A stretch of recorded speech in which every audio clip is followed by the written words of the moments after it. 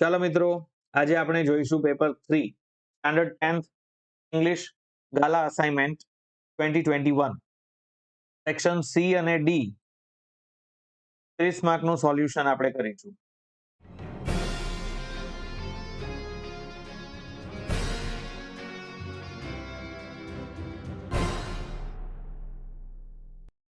સૌથી પહેલા લેંગ્વેજ ફંક્શન્સના જોડકા જોડો. The guard stood in front of the gate. હવે જુઓ, અહીંયા ઇન ફ્રન્ટ ઓફ આપેલું છે અને સ્ટુડ આપ્યું છે, પણ મેં તમને આની પહેલા પણ કહ્યું છે કે જ્યારે પણ તમારે જોડકા જોડવાના હોય તો પહેલા તમારે બી ઓપ્શન ચારે ચાર વાંચી લેવા. Describing process. પ્રોસેસ એટલે આજ્ઞાર્થ વાક્ય હોય, સીધું ક્રિયાપદથી શરૂ થતું હોય. પોઈન્ટ ઓફ ટાઈમ એટલે સિન્સ આપેલું હોવું જોઈએ. ડ્યુરેશન ઓફ ટાઈમ એટલે ફોર આપેલું હોવું જોઈએ. સ્પેસિફાઈંગ લોકેશન એટલે ચોક્કસ જગ્યા આપેલી હોવી જોઈએ. તો in front of the gate આ ચોક્કસ જગ્યા છે. Mahesh has been living in Gujarat. Since આપેલું છે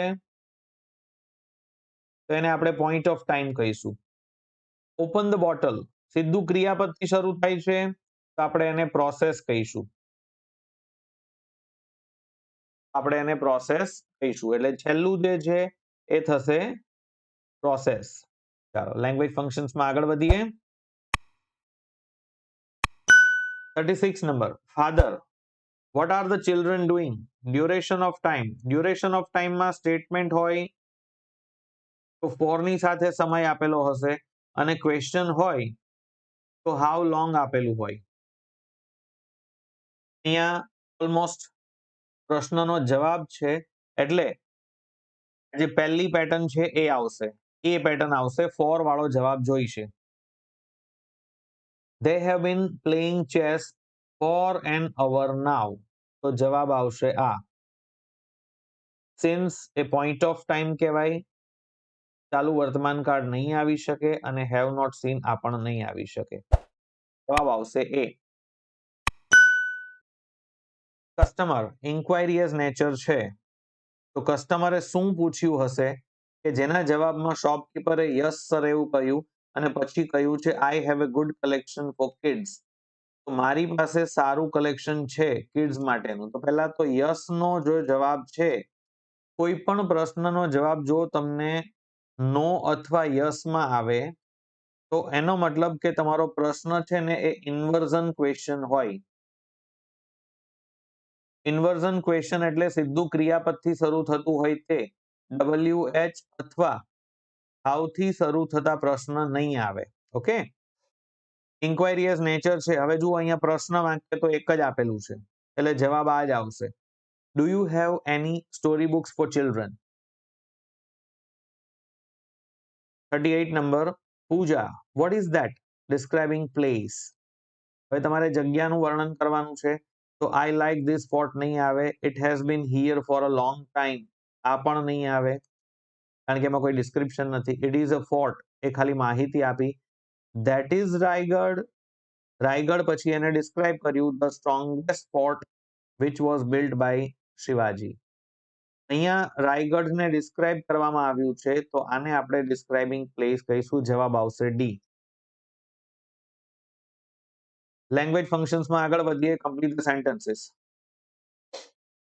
અવર ક્લાસીસ સ્પેસિફાઈંગ ટાઈમ. ચોક્કસ સમય આપેલો હોવો જોઈએ. Will be conducted in school આમાં સમય આપ્યો નથી. Were not attended by us સમય આપ્યો નથી. વિલ બિગિન ફ્રોમ 12th જુલાઈ સમય આપ્યો છે. Will be cleaned by us સમય આપ્યો નથી. જવાબ આવશે C. Kiran. Describing action. Describing action એટલે તમને કહ્યું છે કે આઈધર ફ્રીક્વન્સી ઓફ એક્શન, નહીતર પેસિવ, નહીતર કન્ટિન્યુઅસ ટેન્સ. તો અહીંયા યુઝ્યુઅલી વાળો એક જ જવાબ છે. Kiran usually studies in the morning. બરાબર, તો એક ફ્રીક્વન્સી ઓફ એક્શન બતાવે છે. આ ફ્યુચર ટેન્સ છે, હેઝ બીન સ્ટડીંગ આવશે નહીં. જવાબ આવશે બી. ધ બેગ પછી છે બ્લેન્ક. ડિસ્ક્રાઇબિંગ થિંગ એટલે વસ્તુ જે હોય એનું વર્ણન થતું હોવું જોઈએ. The bag is full of books એમાં વર્ણન નથી થતું. The bag has been stolen by a thief એમાં બેગનું વર્ણન નથી થતું. The bag is on the table જગ્યા બતાવી છે. ધ બેગ કયું bag? With a blue strap. બેગનું વર્ણન થયું તો આને આપણે ડિસ્ક્રાઇબિંગ થિંગ કહીશું. ચાલો હવે બ્લેન્ક્સ જોઈએ. સૌથી પહેલા આપણે મીનિંગ જોઈ લેવાના. રિયલાઇઝ કરવું એટલે અવગત થવું, ની જાણ કરવી, ની જાણ હોવી. ક્રાફ્ટ એટલે ઘડવું અને ડેસ્ટિની એટલે કિસ્મત, ભાવિ. શુડ પછી ક્રિયાપદ આવે. શુડ પછી ક્રિયાપદ આવે. અહીંયા મસ્ટ છે, મસ્ટ પછી પણ ક્રિયાપદ આવે. હવે રિયલાઇઝ અને ક્રાફ્ટ આ બંને વર્બ છે. ડેસ્ટિની જે છે એ નાઉન છે. મિત્રો તમારે કયું વર્બ છે, કયું એડજેક્ટિવ છે, કયું નાઉન છે એ વિશે થોડું નોલેજ કેળવવું પડશે. હવે આ બે જગ્યાએ વર્બ આવે છે તો નાઉન આ એક જ જગ્યાએ આવશે. તો youth should blank there on destiny. તો શુડ ક્રાફ્ટ કે શુડ રિયલાઇઝ આવશે. તો પોતાના ભાવિનું ઘડતર જાતે કરવું જોઈએ તો અહીંયા ક્રાફ્ટ આવે. Should craft there on destiny. they must blank their strength. તેઓએ જાણી લેવું જોઈએ. શું જાણી લેવું જોઈએ? પોતાની તાકાતને. એટલે અહીંયા આવશે realise. they must realize their strength and work for their future. એટલે પહેલામાં આવ્યું ક્રાફ્ટ, બીજામાં આવ્યું ડેસ્ટિની, ત્રીજામાં આવ્યું રિયલાઇઝ. ચાલો નિયરેસ્ટ મીનિંગ જોઈએ. 43 નંબર અપોઝ. અપોઝ એટલે વિરોધ કરવો. બી અગેન્સ્ટ. સરેન્ડર એટલે શરણાગતિ સ્વીકારવી. એનું થશે ગીવ ઇન. અને જો ગીવ ઇન ન આપ્યું હોય, ગીવ ઇન ન આપ્યું હોય તો ગીવ અપ ચાલશે અથવા સબમિટ પણ થાય. ક્લેમર એટલે ઘોંઘાટ, અવાજ એવો મીનિંગ થશે. નોઇઝ. અપરોર બીજો મીનિંગ પણ થાય છે. Section D.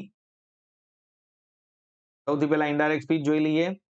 અનિલ કહે છે લેટ્સ ગો. લેટ્સ એટલે સુઝાવ કરે છે સુનિલને, બરાબર. તો અનિલ સજેસ્ટેડ આવશે. Anil suggested that they should visit the Taj Mahal at Agra. Sunil asked him how. હવે છે how shall we go. તો shall we વાક્યને સાદું કરવા માટે વી આગળ આવે ને shall પાછળ જાય. વી એટલે કોણ? તો કે અનિલ અને સુનિલ એટલે ધેય આવે અને shall will નું would થશે. તો અનિલ ને સુનિલ એટલે how they would go.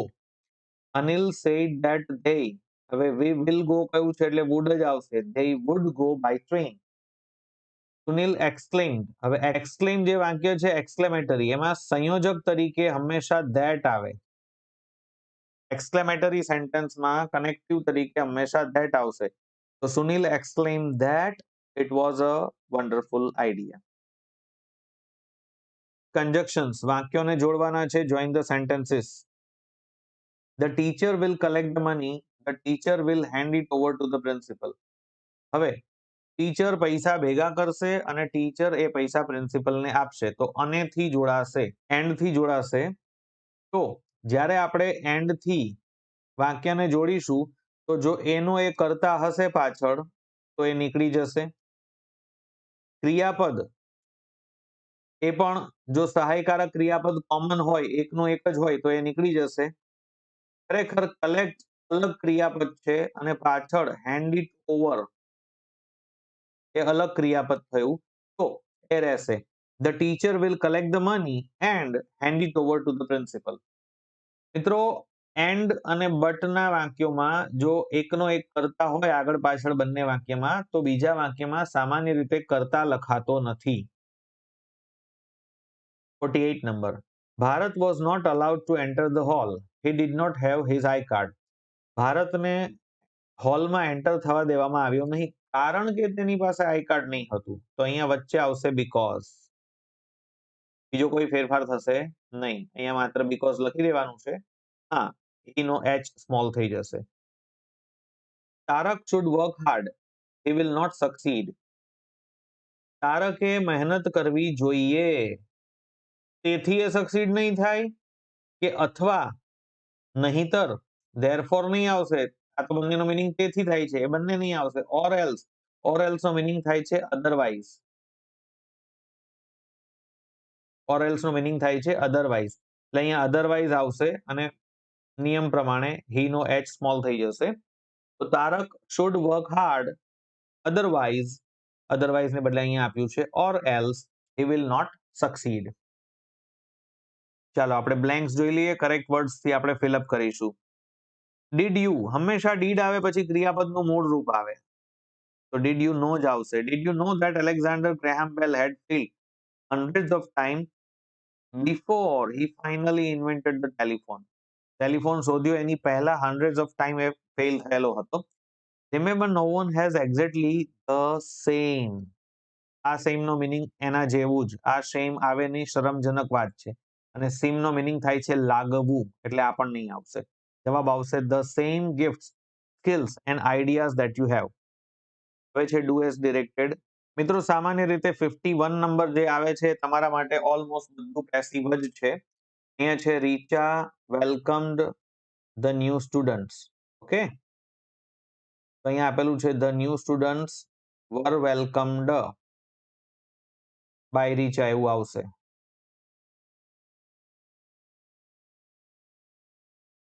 બીજું છે she gave a speech. Gave verb છે, અ સ્પીચ એ તમારું ઓબ્જેક્ટ છે. જવાબ આવશે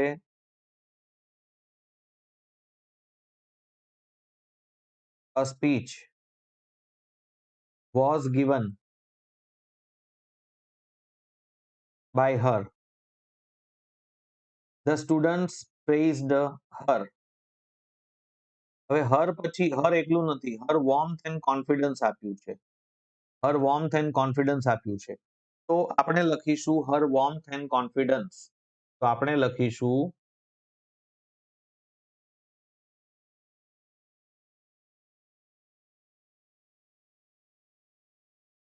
હર warmth and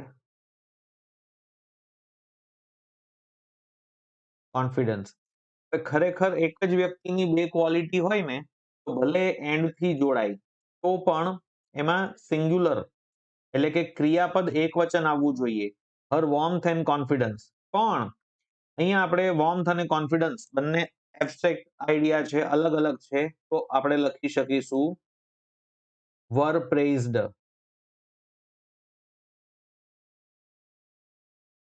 her warmth and confidence were praised by the students. By પછી તમારે ધ સ્ટુડન્ટ્સ લખવાનું રહેશે.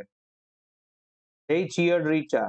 cheered ક્રિયાપદ છે, રીચા તમારું ઓબ્જેક્ટ છે. રીચા આગળ જશે એટલે જવાબ થશે, આપણો જવાબ રીચા થી સ્ટાર્ટ થશે. cheered past tense છે એટલે Richa was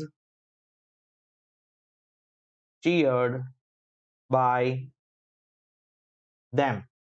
Richa was cheered by them. ચાલો એના પછી 52 number I do not like cricket. અહીંયા લખ્યું છે I ને બદલે my brother અને does not થયું, એટલે તમારે એટલું જોવાનું કે I, me અને my જ્યાં હશે ત્યાં તમારે પહેલી વાર my brother લખો છો, પછી બધી વખતે he,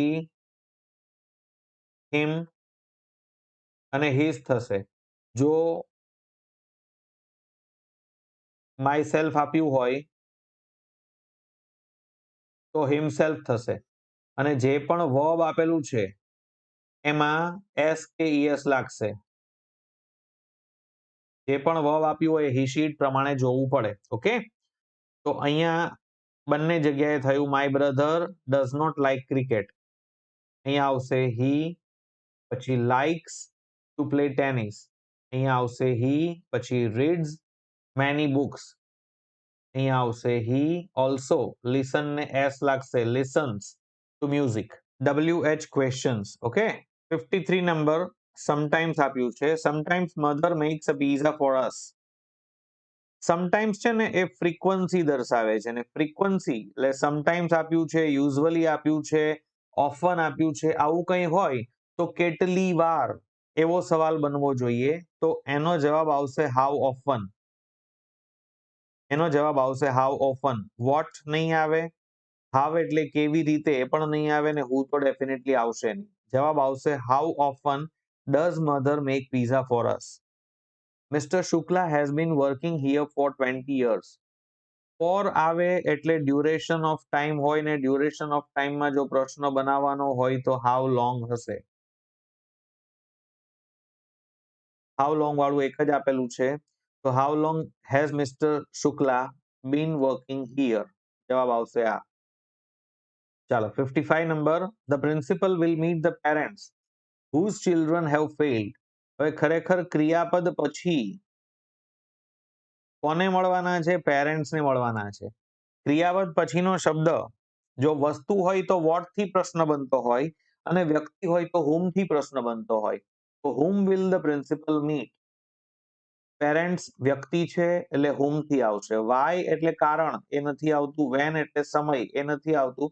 where એટલે ક્યાં મળશે, જગ્યા, એ પણ નથી આવતું. ઓકે, ચાલો મિત્રો, આપણે પેપર 3 એનું સેક્શન સી અને ડી જોયું. આ જ રીતે વધુ ને વધુ પેપર આપણે ફટાફટ ચેક કરીશું. જો વિડીયો પસંદ આવ્યો હોય તો વિડીયોને લાઈક કરો અને ચેનલને સબસ્ક્રાઇબ કરો. બીજા બાળકો સુધી વિડીયોને પહોંચાડો. Thank you.